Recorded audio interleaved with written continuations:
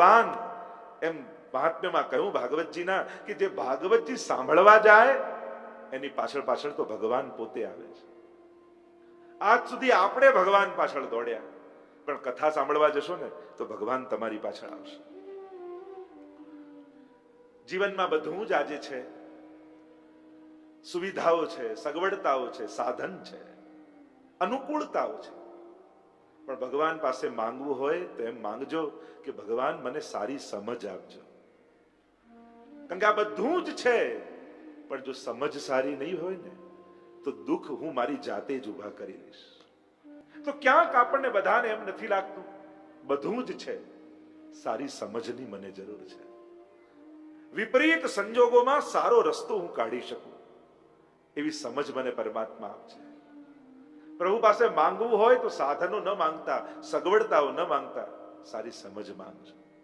અને નિશ્ચિત તમને કહું, 7 દિવસ કથા સાંભળશો તો ઉત્તમ સમજથી સંપન્ન બની જશો. પ્રપન્ન તો બનીશું, ભગવાનના શરણાગત તો થઈશું, પણ સારી સમજથી સંપન્ન પણ બનીશું. આજે સમાજના દરેક વર્ગમાં જુઓ, બાળક પાસે બાળપણ સિવાય બધું જ છે. બાળક છે, નિર્દોષતા જલ્દી જતી રહેતી હોય એવું લાગે છે. એટલે બાળકો થોડા 10-15 વર્ષના હોય તો નિર્દોષ લાગતા, આજે તરત મેચ્યોર થઈ જાય છે. ક્યાંક બાળપણ જલ્દી ગુમાવતા હોય એવું લાગે છે. યુવાનો પાસે જુઓ, શક્તિ છે, સામર્થ્ય છે, સત્વનો અભાવ છે, દિશાનો અભાવ છે. વડીલો પાસે અનુભવ છે, પણ અનાસક્તિનો અભાવ છે.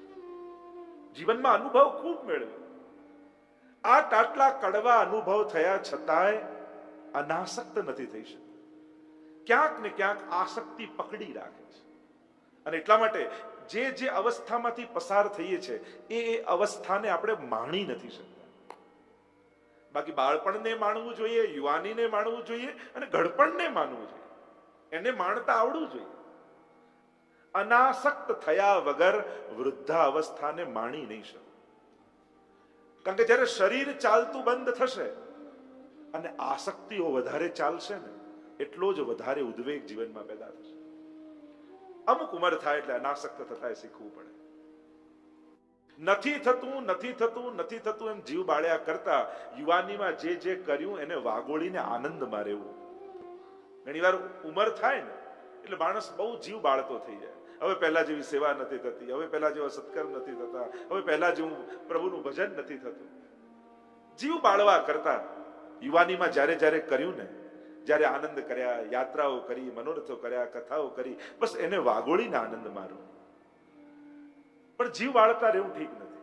તો દરેક અવસ્થાનો જ્યારે માણસ આનંદ એ પ્રમાણે ન ઉઠાવી શકે ત્યારે આ ભાગવત કથા સંજીવની બનીને જીવનમાં પ્રવેશે છે. આને ઔષધિ કઈ છે. ભવૌ સદા છોત્ર મનોભિરામાત કૌત્તમ શ્લોક ગુણાનુવાદાત પુમાન વિરજ્યેત વિના પશુજ્ઞાત. દશમ સ્કંદના પ્રારંભમાં જ આને ભવૌષધિ કહી છે. આ ઔષધિ છે.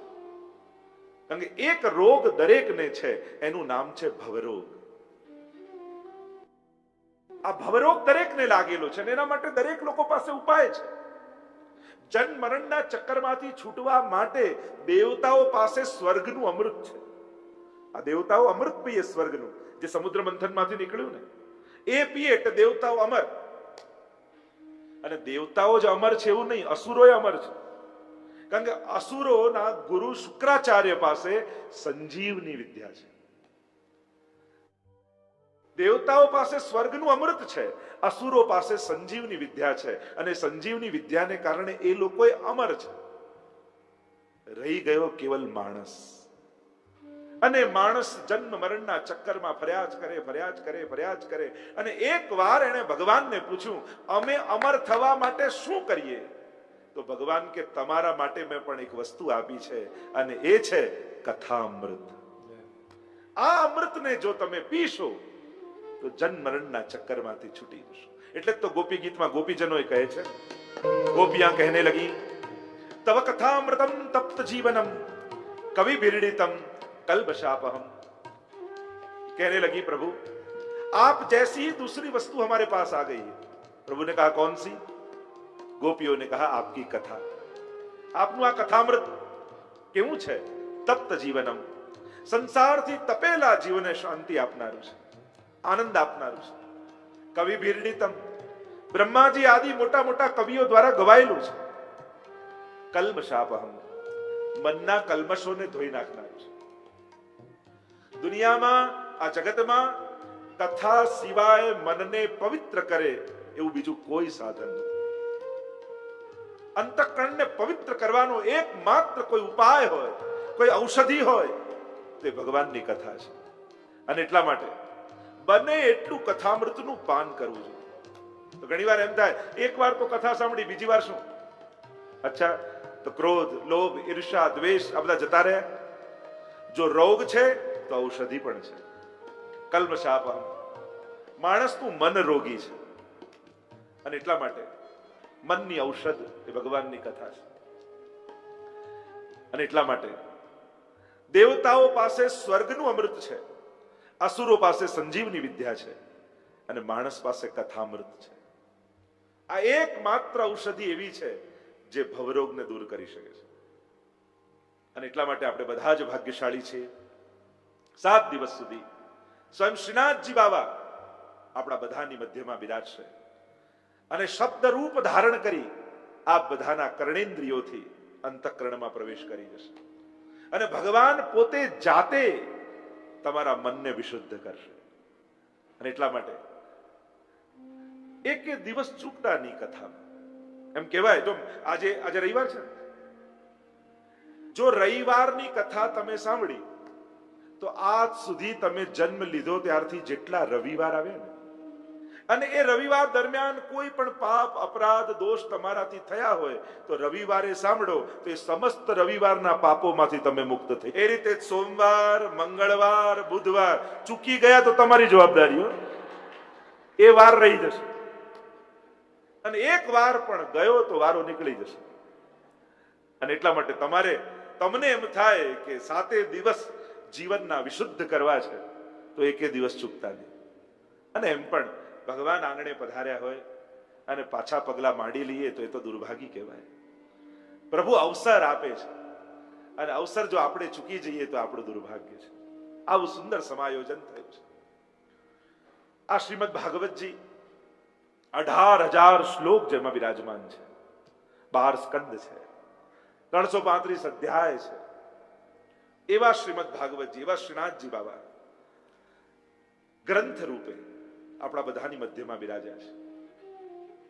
આ ભાગવતજીનું કથાનું પ્રારંભ કરતા પહેલા પદ્મ પુરાણાંતર્ગત 6 અધ્યાયમાં ભાગવતજીના મહાત્મ્યની કથા કહેવામાં આવે છે. કેવલ એ કથા સાંભળો ને તો એ અંતઃકરણમાં ભક્તિ મારાની યુવાન બનીને નૃત્ય કરવા લાગે. તમારે ભક્તિ પામવી છે, તમારે વૈરાગ્ય પામવું છે, તમારે જ્ઞાન પામવું છે તો આ 6 અધ્યાયની મહાત્મ્યની કથાનું અચૂક શ્રવણ કરજો. 6 અધ્યાયમાં એટલા માટે કારણ કે ભગવાનની કથા છે. અને ભગવાન કોને કહેવાય? તો કે જેની અંદર ભગ હોય ભગવાન. તો ભગ કોને કહેવાય? તો કે ઐશ્વર્ય, વીર્ય, યશ, શ્રી, જ્ઞાન અને વૈરાગ્ય. આ 6 ગુણોને ભગ કહેવામાં આવે. અને આ ભગ જેણે ધારણ કર્યા છે એ ભગવાન છે. તો એવા ભગવાનની આ કથા 6 અધ્યાયમાં આપણે ગાઈશું. પ્રવેશ કરીએ મંગલાચરણ દ્વારા. આપણા શાસ્ત્રોની એક મર્યાદા છે.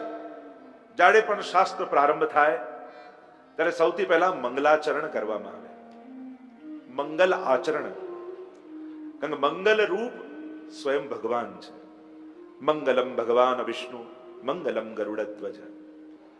જીવનમાં પણ જ્યારે દિવસની શરૂઆત કરો, કોઈ શુભ કાર્યની શરૂઆત કરો ત્યારે સૌથી પહેલા ઠાકોરજીને યાદ કરવા. આ એક કાર્યનું મંગલાચરણ કહેવાય. સવારે પણ ઉઠીએ, આંખ ખુલે, દિવસની શરૂઆત ઠાકોરજીના દર્શનથી થાય. આ દિવસનું મંગલાચરણ. એમ તો કહેવાય કે કણકણમાં ઈશ્વરના દર્શન કરવા, પણ કણકણમાં આપણને ક્યાં દેખાવાના? પલ પલે કૃષ્ણના દર્શન કરવા આપણે ક્યાં કરવાના? અચ્છા, એટલું તો કરી શકાય ને કે દિવસની શરૂઆત ભગવાનના દર્શનથી કરીએ. અહર્નિશ ભગવત નામ લેવું એવું કહ્યું, પણ અહર્નિશ આપણે ક્યાં લેવાના? તો નક્કી તો કરો. દિવસમાં પહેલો શબ્દ બોલીશ એ ભગવાનના નામનો બોલીશ. એ પણ મંગલાચરણ કહેવાય. કારણ કે શર્ટનું પહેલું બટન બરાબર લાગે ને તો બાકી બધા જ બટન આપમેળે બરાબર લાગી જાય. તો આખો દિવસ સારો ન જાય, કદાચ આખો દિવસ ભગવાન યાદ ન આવે, પણ દિવસની શરૂઆત ભગવાનને યાદ કરીને કરો ને તો એ દિવસ શુભ થાય. મંગલ રૂપ ભગવાન છે, આનંદ રૂપ ભગવાન છે, સૌભાગ્ય રૂપ ભગવાન છે. તમે તમારા જીવનમાં આનંદ ઈચ્છો છો? તમે તમારા જીવનમાં મંગલ ઈચ્છો છો? તમે તમારું સૌભાગ્ય ઈચ્છો છો? જો ઈચ્છતા હો તો ભગવાનને યાદ કરજો. આ બધાનો સોર્સ ભગવાન છે. અને એટલા માટે મંગલાચરણ કર્યું અને મંગલાચરણ કરી મહાત્માની કથાનો પ્રારંભ કર્યો છે. પ્રભુનું સ્વરૂપ, સ્વભાવ અને સામર્થ્ય ત્રણેયનો પરિચય કરાવ્યો. કારણ કે જેની કથા તમે સાંભળવા જઈ રહ્યા છો એ પરમાત્મા છે કોણ? સૌથી પહેલા એનો પરિચય પાડો. તમે ભગવાન એટલે કોણ? કોઈ કે હું ભગવાનમાં માનું, કોઈ કે ના માનું. તને પૂછવું પડે, તું ભગવાનની વ્યાખ્યા શું કરે છે? ભગવાન એટલે તું સમજે છે શું? કોને ભગવાન કહેવાય? ભગવાન અને એમની ભક્તિ એ આપણા જીવનની જરૂરિયાત નથી, પણ એ આપણા અસ્તિત્વનું પૂરક છે. એના વગર આપણું અસ્તિત્વ સંભવ જ નથી. હું ભગવાનમાં નથી માનતો આવું જે બોલે છે એને બોલવાની શક્તિ રૂપે પણ ભગવાન જ છે. ભગવાન એની અંદર છે તો એ બોલી શકે છે. અને એટલા માટે આપણું અસ્તિત્વ એને કારણે છે. તો ભગવાન કોણ છે, કેવો છે, શું કરે છે, એનો પરિચય આપ્યો. સૌથી પહેલા સ્વરૂપ સમજાવ્યું. ભગવાનનું સ્વરૂપ કેવું? તો કે સત, ચિત અને આનંદ રૂપ. સતતત્વ શું છે? જેનો ક્યાંય અભાવ નથી, એ જ ભગવાનનું સતતત્વ છે. ભગવાનનો આ વિશ્વના કોઈ પણ કણમાં, કારણ કે જ્યાં આપણને એવું લાગે ને કે અહીંયા કોઈ જોતું નથી ત્યાં જ પાપ કરવાની ઈચ્છા થાય, પણ ભક્તને તો કણ કણમાં ઈશ્વર દેખાય. એમ થાય કોઈ જુએ ન જુએ, મારો ભગવાન મને જુએ છે, કારણ કે કણ કણમાં વ્યાપેલો છે. આ જ ભગવાનનું સતતત્વ છે. એ સર્વત્ર છે, સર્વદા છે. ભગવાનમાં બીજું તત્વ છે ચિત્ત. ચિતિ જ્ઞાને, એ સર્વજ્ઞ છે, એ બધું જ જાણે છે. તમે બધાથી બધું છુપાવી શકો, પણ પરમાત્માથી કાંઈ જ છુપાવી નથી. અને એટલા માટે અમારા આચાર્યો તો કહે કે ચતુરાઈ બધે કરજો, ભગવાન આગળ ન કરતા. અંતર્યામી સમસ્તાનામ ભાવમ જાનતિ માનસમ. એ તારા અંતઃકરણને જુએ છે, જાણે છે. એ તારા ઘટઘટની જાણનારા છે, એટલે એની આગળ ચતુરાઈ ન કરીશ. અને પરમાત્માનું ત્રીજું તત્વ છે આનંદ. સુખ અને દુઃખ એનાથી પર જે અવસ્થા છે એનું નામ આનંદ છે. સુખ અને દુઃખ એક જ સિક્કાની બે બાજુઓ છે, એને જુદું ન ગણતા. કારણ કે તમે ભગવાન પાસે સુખ માંગો એટલે તમે એવો સિક્કો માંગો છો કે એમાં હેડ હોય પણ ટેલ ન હોય. એવો સિક્કો ચાલે? ખોટો કહેવાય. કારણ કે દરેક હેડની પાછળ ટેલ છે, દરેક સુખની પાછળ દુઃખ છે જ. કારણ કે તમે જે વસ્તુ માંગી એ નાશવંત છે, અને નાશવંત છે, માંગી છે, આવી ત્યાં સુધી સુખ. વિચાર કરો, જે વસ્તુ માટે તમે સુખની કલ્પના કરી હતી એ ઘરે આવ્યા પછી દુઃખનું કારણ બને છે કે નહીં? એમ થાય કે બસ આ એક કાર મર્સિડીઝ આવી જાય ઘરમાં, આવી અઠવાડિયા પછી કંઈક બગડી, એ દુઃખનું કારણ થઈ. જે વસ્તુમાં સુખની કલ્પના કરી હતી એ જ એ વસ્તુ દુઃખનું કારણ છે. વિચાર કરજો, કોઈ બીજી વસ્તુ દુઃખ આપતી નથી. જેણે સુખ આપ્યું તું એ જ દુઃખ આપે છે. એટલે બીજું પાસું સુખનું દુઃખ છે. એટલે સુખ માંગીને પણ આપણે બીજી રીતે તો દુઃખની યાચના કરી જ રહ્યા છીએ, એ નિશ્ચિત વાત છે. અને તો જે સાચો સિક્કો કહેવાય, હેડ અને ટેલ બંને હોય. અહીંયા તો ભગવાન આનંદ રૂપ છે. સુખનું વિરોધી દુઃખ છે, આનંદનું કોઈ વિરોધી શબ્દ નથી. બીજાને સુખ આપી જે અનુભવાય એનું નામ આનંદ છે. જમીને આવો ને જે અનુભવ થાય એ સુખ, અને ભૂખ્યાને જમાડીને આવો ને જે અનુભવ થાય એનું નામ આનંદ છે. બીજાના ચહેરા પર સ્મિત જોઈને જે પ્રાપ્ત થાય એનું નામ આનંદ છે. પરમાત્મા આનંદ રૂપ છે. અને એટલા માટે જીવનમાં લક્ષ્ય સુખ ન બનાવતા, જીવનમાં લક્ષ્ય આનંદ બનાવજો. હું સુખી થાઉં એમ ન વિચારતા, વિચાર એવો કરો હું બધાને સુખી કરી શકું. હું યાચક ન રહું, દાતા બન. એક ભાઈએ બીજા ભાઈને સ્કૂટર આપ્યું. 3 મિત્રો જોતા હતા. આ દ્રશ્ય એને જોયું. એકને વિચાર આવ્યો કે આવું સ્કૂટર મને મળે તો કેવું સારું થાય. બીજાને એવો વિચાર આવ્યો, આવો ભાઈ મને મળ્યો હોત તો કેવું સારું થાત કે સ્કૂટર આપે. અને ત્રીજા એવો વિચાર્યો કે આવો ભાઈ હું બનું તો કેવું સારું કે જે પોતાના ભાઈને આપી શકે. ઘટના એક જ છે, ત્રણેય જોનારની દ્રષ્ટિ કેવી છે. વિચાર કરો, જીવન દરેક ઘટનાઓને તમે કયા ભાઈના દ્રષ્ટિકોણથી જુઓ છો, કયા મિત્રના દ્રષ્ટિકોણથી જુઓ છો. એવો એક દ્રષ્ટિકોણ કે આવું સ્કૂટર મને મળે, બીજો દ્રષ્ટિકોણ એવો કે આવો ભાઈ મને મળે, યા ત્રીજો દ્રષ્ટિકોણ એવો કે આવો ભાઈ હું ક્યારે બનું. બસ આના પરથી જ દુઃખ, સુખ અને આનંદ આ ત્રણેયની અનુભૂતિ થઈ શકશે. કારણ કે આપનારને આનંદ મળે છે. તમારે જીવનના દરેક પ્રસંગોમાંથી શું તારણ કાઢવું છે? ઘટનાઓમાંથી દુઃખનું તારણ કાઢો છો, સુખનું તારણ કાઢો છો કે આનંદનું તારણ કાઢો છો? તમારે નક્કી કરવાનું. આ ભાગવતજી તમને દ્રષ્ટિ આપે છે. જગત તો એવું જ છે. એ જ જગત, એ જ સંસાર મહાપુરુષોને કઈ જુદો દેખાય છે, સાધારણને કઈ જુદો દેખાય છે. ઘટનાઓ કઈ બદલાઈ નથી જતી, દ્રષ્ટિકોણ જુદો હોય છે. એમ સંસારને જોવાનો તમારો દ્રષ્ટિકોણ કેવો છે તમારે વિચારવાનું. આ ભાગવતજી ગુરુ બની તમને દ્રષ્ટિ આપે છે. ગ્રંથમાં ભગવાન ન દેખાય તો ગ્રંથને ગુરુ માની લો. કારણ કે આ ગ્રંથ રૂપી ગુરુ તમને સદમાર્ગ આપશે. તમારું કલ્યાણ જેમાં હશે એવો રસ્તો તમને બતાવશે. અને એટલા માટે ભગવાન આનંદ રૂપ છે. સંસારમાંથી આનંદ પામવાની કોશિશ કરજો. વૈષ્ણવ કોણ? જો એક જ વાક્યમાં સમજાવું તો ન ભાવે એવાને પણ જે નિભાવે એનું નામ વૈષ્ણવ.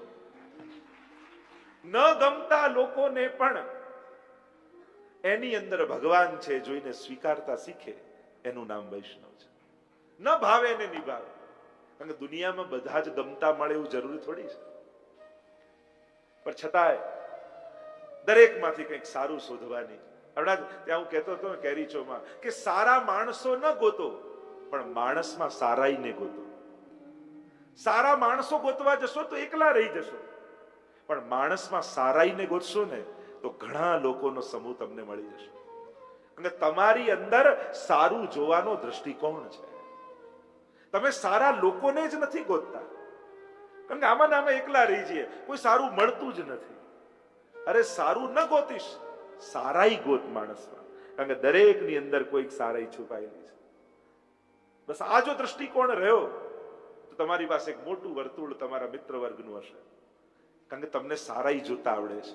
આ ભાગવતજી એવી દ્રષ્ટિ તમને આપશે કે દરેક વ્યક્તિમાં ગુણ જોતા શીખી જશો.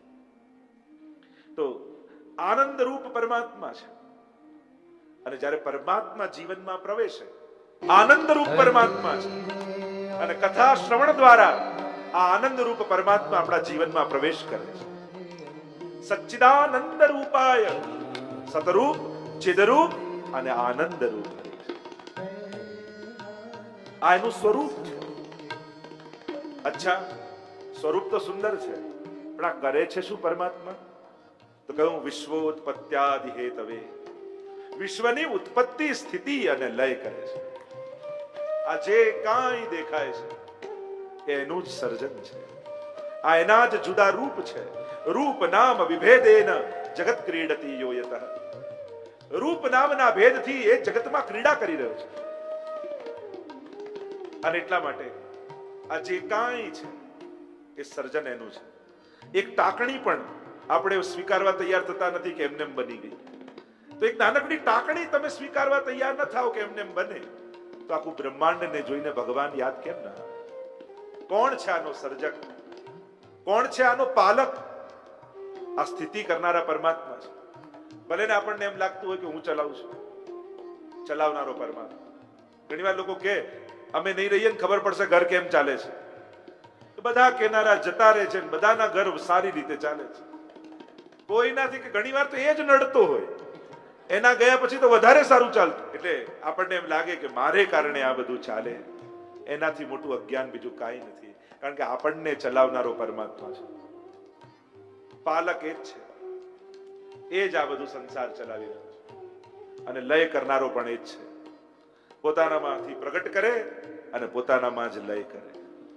જેમ એક નાનકડું બાળક માટીનું ઘર બનાવતો હોય ત્યારે પણ આનંદ, રમતો હોય ત્યારે પણ આનંદ, અને એને તોડે ત્યારે પણ એના ચિત્તમાં આનંદ જ હોય છે. એમ પરમાત્માના સર્જનમાં આનંદ છે, પાલનમાં આનંદ છે, વિસર્જનમાં પણ આનંદ છે. તો અચ્છા, આ પરમાત્મા સૃષ્ટિનું સર્જન, પાલન અને લય કરે છે. આવું મોટું સામર્થ્ય. પણ જે બહુ મોટા કામ કરે ને સ્વભાવના બહુ આકરા હોય. તો કે આનો સ્વભાવ કેવો છે? કારણ કે સામર્થ્ય અને સહજતા આ બંનેનો સુભગ મિલન થવો બહુ દુર્લભ છે. બહુ મોટો માણસ આપણે એમ કહીએ તો મોટા પદને કારણે એની મોટા ન હોય, એની મોટાઈ, મનની મોટાઈને કારણે એનું મોટાપણું. અને એટલા માટે સમર્થ વ્યક્તિઓ સહજ મળે એ બહુ દુર્લભ હોય.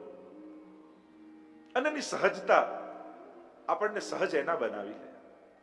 એટલે સ્વાભાવિક બનવું. દુનિયામાં અઘરામાં અઘરું કામ છે સહેલું બનવું, સરળ બનવું. એ જ સૌથી અઘરું છે.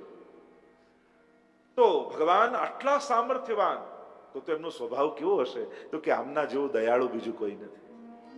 તાપત્રય વિનાશાય શ્રી કૃષ્ણાય વયમ નમઃ. આ ત્રિવિધ તાપોને હરી લેનાર છે.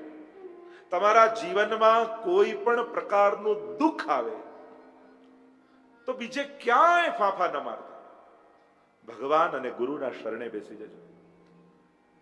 કેવલ ને કેવલ આ જગતમાં દુઃખને દૂર કરનારા બે જ તત્વો છે, કાં ભગવાનની કૃપા અને કાં ગુરુના આશીર્વાદ.